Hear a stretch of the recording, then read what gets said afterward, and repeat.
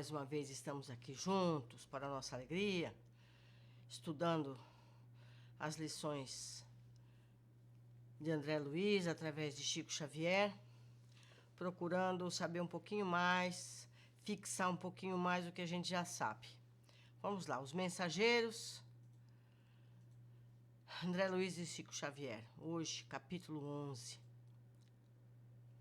Belarmino, o doutrinador. As lições eram eminentemente proveitosas, traziam-me novos conhecimentos e, sobretudo, com elas, admirava cada vez mais a bondade de Deus que nos permitia a todos a restauração do aprendizado para serviços do futuro.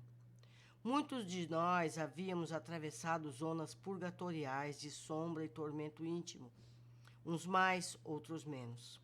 Bastara, contudo, o reconhecimento de nossa pequenez, a compreensão do nosso imenso débito, e ali estávamos todos reunidos em nosso lar, reanimando energias desfalecidas, reconstituindo programas de trabalho. Eu via em todos os companheiros presentes o reflorescimento da esperança.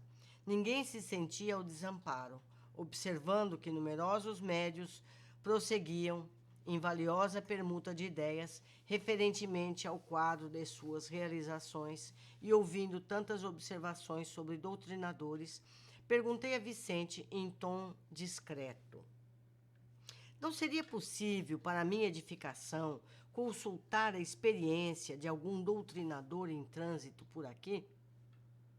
Recolhendo notícias de tantos médios com enorme proveito, creio não deveria perder essa oportunidade. Vicente refletiu um minuto e respondeu: procuremos Belarmino Ferreira. É meu amigo há muitos meses. Aqui o companheiro, através de grupos diversos, Belarmino lá estava a um canto, em palestra com um amigo. Fisionomia grave, gestos lentos, deixava transparecer grande tristeza no olhar humilde. Vicente apresentou-me, afetuoso, dando início à conversação edificante. Após a troca de alguns conceitos, Belarmino falou comovido: com que então meu amigo deseja conhecer as amarguras de um doutrinador falido? Não digo isso, obtemperei a sorrir. Desejaria conhecer sua experiência, ganhar também a sua palavra educativa. Ferreira esboçou um sorriso forçado que expressava todo o absinto que ainda lhe queimava a alma, e falou: a missão do doutrinador é muitíssimo grave para qualquer homem. Não é sem razão que se atribui a nosso Senhor Jesus o título de mestre. Somente aqui vim ponderar bastante essa profunda verdade. Meditei muitíssimo, refleti intensamente e concluí que, para atingirmos uma ressurreição gloriosa, não há, por enquanto, outro caminho além daquele palmilhado pelo doutrinador divino. É digna de menção a atitude dele, abstendo-se de qualquer escravização aos bens terrestres. Não vemos passar o Senhor, em modo o Evangelho, senão fazendo o bem, ensinando o amor, acendendo a luz, disseminando a verdade. Nunca pensou nisso? Depois de longas meditações, cheguei ao conhecimento de que na vida humana, junto aos que administram e aos que obedecem, há os que ensinam. Chego, pois, a pensar que nas esferas da crosta há mordomos, cooperadores, servos, muitos, especialmente os que estimam dever ser os últimos. Entende o meu irmão? Ah, sim, havia compreendido perfeitamente. A conceituação de Belarmino era profunda e irrefutável. Aliás, nunca ouvira tão belas apreciações relativamente à missão educativa. Após ligeiro intervalo, continuou sempre grave.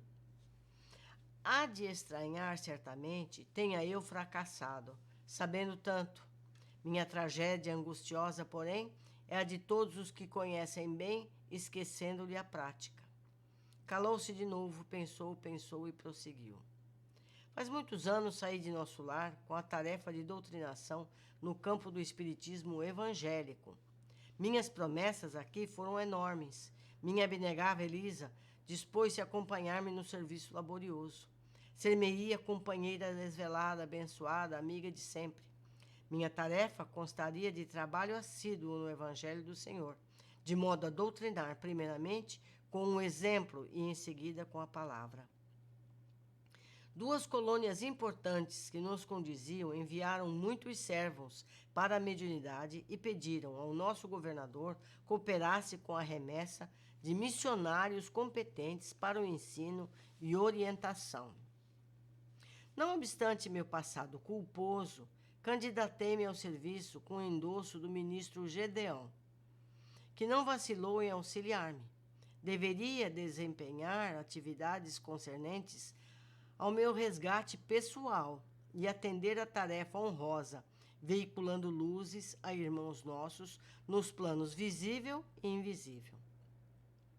Impunha-se-me, sobretudo, o dever de amparar as organizações mediúnicas, estimulando companheiros de luta, postos na terra, a serviço de ideia imortalista. Entretanto, meu amigo, não consegui escapar à rede envolvente das tentações. Desde criança, meus pais socorreram-me com as noções consoladoras e edificantes do espiritismo cristão. Circunstâncias várias, que me pareceram casuais, situaram-me o esforço na presidência de um grande grupo espiritista. Os serviços eram promissores, as atividades nobres e construtivas, mas enchi-me de exigências, levando ao excessivo apego à posição de comando no barco doutrinário. 8 médios extremamente dedicados ao esforço evangélico ofereceram-me colaboração ativa. Contudo, procurei colocar acima de tudo o preceito científico das provas insofismáveis. Cerrei os olhos à lei do merecimento individual, ouvidei os imperativos do esforço próprio e, envaidecido com os meus conhecimentos no assunto, comecei a atrair amigos de mentalidade inferior ao nosso círculo, tão somente em virtude da falsa posição que usufruíam na cultura filosófica e da pesquisa científica.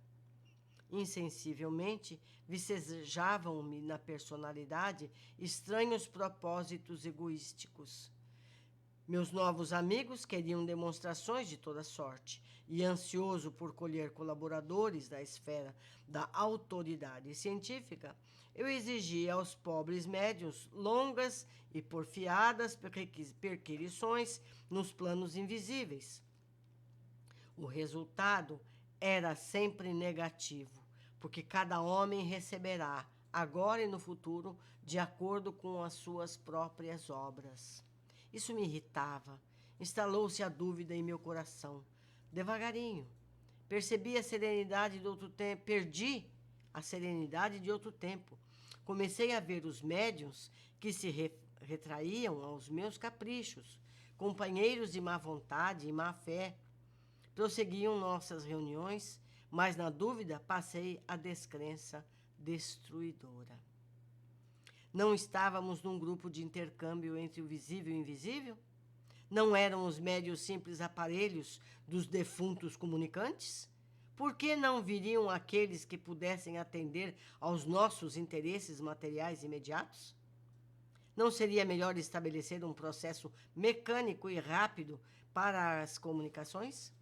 Por que a negação do invisível aos meus propósitos de demonstrar positivamente o valor da nova doutrina? Debalde Elisa me chamava para a esfera religiosa e edificante, onde poderia aliviar o espírito atormentado. O Evangelho, todavia, é livro divino, e enquanto permanecemos na cegueira da vaidade e da ignorância, não nos expõe os tesouros sagrados. Por isso mesmo, taxava-o de velharia. E, de desastre em desastre, antes que me firmasse na missão de ensinar, os amigos brilhantes do campo das cogitações inferiores de terra arrastavam-me ao negativismo completo. Do nosso agrupamento cristão, onde poderia edificar construções eternas, transferi-me para o movimento, não da política que eleva, mas da politicalha inferior, que impede o progresso comum e estabelece a confusão nos espíritos encarnados. Por aí estacionei muito tempo, desviado dos meus objetivos fundamentais, porque a escravidão ao dinheiro me transformara os sentimentos. E assim foi, até que acabei meus dias com uma bela situação financeira no mundo e um corpo crivado de enfermidades, com um palácio confortável de pedra e um deserto no coração. A revivência da minha inferioridade antiga relegou-me a companheiros menos dignos no plano dos encarnados e desencarnados. E o resto, meu amigo, poderá avaliar. Tormentos, remorsos e expiações. Concluído, asseverou. Mas como não ser assim? Como aprender sem a escola, sem retomar o bem, corrigir o mal? Sim, Belarmino, disse, abraçando. Você tem razão.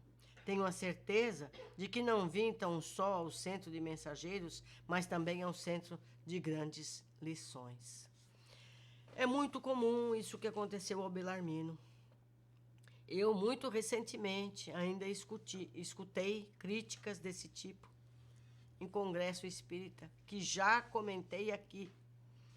Uma pessoa me disse que o trabalho de André Luiz não era corroborado, entende? Que só ele havia dito tudo isso, que a ciência...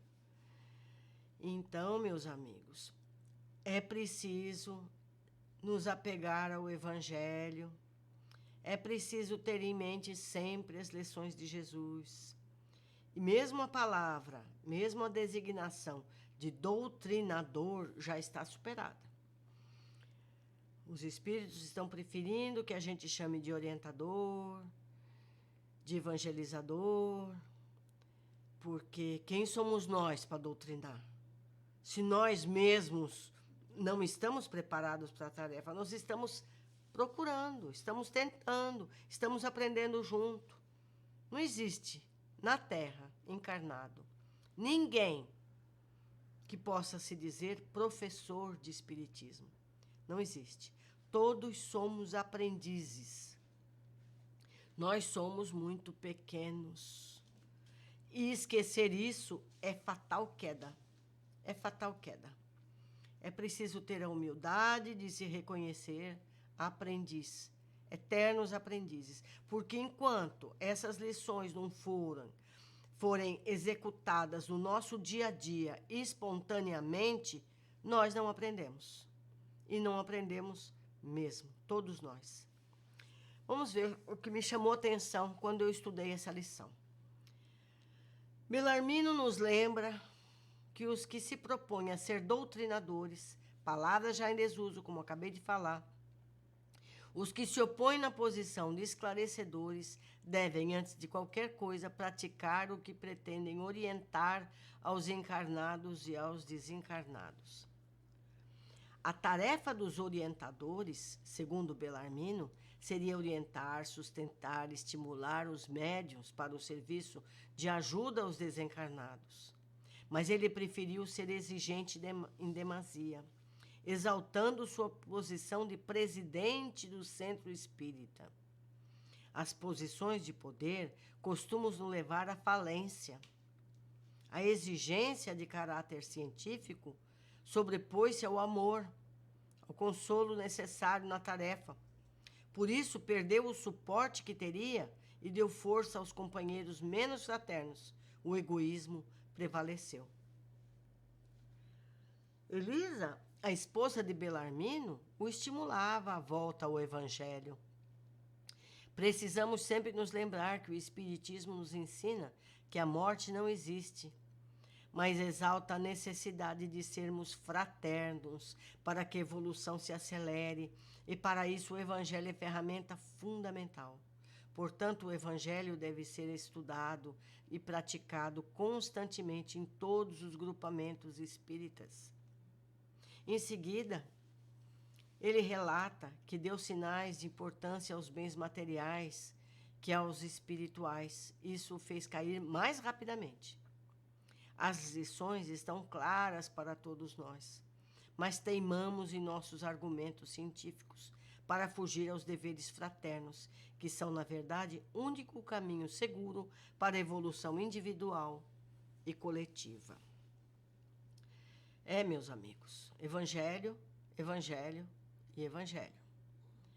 É o caminho que Jesus trouxe. O Espiritismo veio depois. Então é preciso que as coisas venham antes e em sua ordem. Nós podemos estudar as leis espirituais, mas temos que ter o Evangelho. De nada adianta seguirmos as filosofias, seguirmos os dados científicos, os esclarecimentos de que a morte não existe, se não tivermos no nosso comportamento diário o Evangelho. Jesus vem na frente de tudo, sempre. Pessoalmente, pretendemos, eu e meu esposo, a fazermos um estudo semelhante, específico do Evangelho. Vai estar no canal. Estamos nos preparando psicologicamente, tecnicamente, para trazer o melhor possível. Pretendemos fazer isso o quanto antes. E eu conto com vocês todos para nos ajudarem nessa tarefa. Mais uma vez, reitero que gostaria muito que vocês comentassem esse capítulo aqui conosco, deixassem suas impressões, e para que a gente possa trocar. Trocando fica mais fácil, porque o que eu não vi, vocês viram e trazem para mim. O que eu vi e vocês não viram, vocês escolhem. E assim, juntos, é a única forma de seguirmos crescendo e aprendendo. Um abraço muito forte, carinhoso para todos.